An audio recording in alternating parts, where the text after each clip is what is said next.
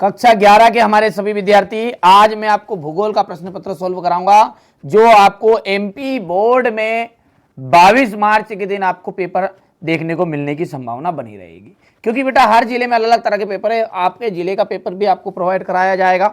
अच्छे से आप तो कंप्लीट कर लीजिए बिल्कुल सारी चीजें। इस चैनल पर एक्टिव रहिएगा, जो भी चीजें आती है बिल्कुल रेगुलर देखो, तुरंत देख लो, ठीक है, न जाने कौन सा पेपर आपके जिले का निकल जाए। चलिए शुरू करते हैं। निम्नलिखित में से किस विद्वान ने भूगोल शब्द का प्रयोग किया? इरेटोस्थेनीज ने। जल योजन प्रक्रिया निम्नलिखित पदार्थों में से किसे प्रभावित करती है? लवण को। ठीक है, वायु दाब मापने का यंत्र है तो वायु दाब मापने का यंत्र हो जाएगा बैरोमीटर। ठीक है, जैव विविधता का संरक्षण निम्न में से में किसके लिए महत्वपूर्ण है? सभी जीवधारी। ठीक है, डोडा बेटा चोटी निम्नलिखित में से कौन सी पहाड़ी श्रृंखला में स्थित है? नल्ला माला। भारत का प्राचीन स्थलखंड कौन सा है? तो प्रायद्वीपी पठार। यहाँ से अपन देखेंगे ना तो ये आपका choose of the correct option रहेगा। यहाँ से पहला और दूसरा हो गया है, ये रहेगा आपका तीसरा, चौथा, पांचवा और छठा। ठीक है, भूतल का वहाँ बिंदु जो भूकंप के उद्गार केंद्र के समीपतम होता है उसे अपन कहते हैं अभिकेंद्र। बहुत सी संबंधित भू आकृतियां मिलकर भूदृश्य बनाती है। क्या करती है? भूदृश्य बनाती है। सबसे अधिक गर्त प्रशांत महासागर में मिलते हैं। विदेशज प्रजातियों के आगमन से पारितंत्र का क्या होता है? ह्रास होता है। भारत विश्व का 7वां बड़ा देश है। कौन सा देश है? 7वां। भारत के पड़ोसी देश कौन से हैं? श्रीलंका और मालदीव। यहाँ से हमारे इंग्लिश मीडियम वाले बच्चे बढ़िया से स्क्रीनशॉट लेंगे ये। ठीक है, इतना हो गया है।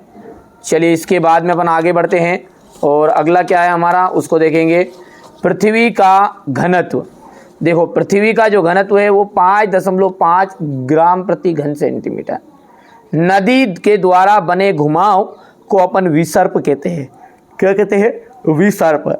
सूर्य ताप का जाएगा आने वाला सौर विकिरण सूर्य से। ठीक है, और कृषि जैव विविधता इसका जाएगा फसलों की विविधता। गेंडा का जाएगा असम पश्चिम बंगाल का दलदली क्षेत्र। इतना हो गया है। इसके बाद में अपन यहाँ से देखेंगे, ये क्वेश्चन नंबर आपका 3 रहेगा। हो गया इतना। पृथ्वी की त्रिज्या कितनी होती है? 6378 किलोमीटर। अनाच्छादन शब्द का क्या अर्थ है? आवरण हटाना। अनाच्छादन का मतलब क्या होगा? आवरण हटाना। शीत वताग्र के साथ किस प्रकार के मेघ बनते हैं? कपासी मेघ। समान भौतिक लक्षणों वाले जीवों के समूह को क्या कहते हैं? प्रजाति कहा जाता है। भारत देश की आर्द्र भूमि को कितने वर्गों में बांटा गया है या कितने वर्गों में रखा गया? तो 8 वर्ग में रखा गया है। सत्य और असत्य की बात करें तो पहला आपका असत्य रहेगा, दूसरा सही रहेगा, तीसरा गलत, चौथा सही, पांचवा और छठा बिल्कुल सत्य रहने वाला है। यहां से आप देख सकते हैं कि क्वेश्चन नंबर 5 रहेगा आपका। भूगोल किन शब्दों से मिलकर बना है? तो भूगोल। ठीक है, भूगोल की एक परिभाषा लिखिए। वे कौन से कारक है? आप तो कंप्लीट करो, मेरी गारंटी है। देखो बेटा ना, मॉडल पेपर के नाम से बोलना पड़ता है। आपको समझदार जो बच्चा देख रहा है अपने दोस्तों को समझा देना है ना कि मॉडल पेपर के नाम से बोलना पड़ता है ना। समझ गए आप?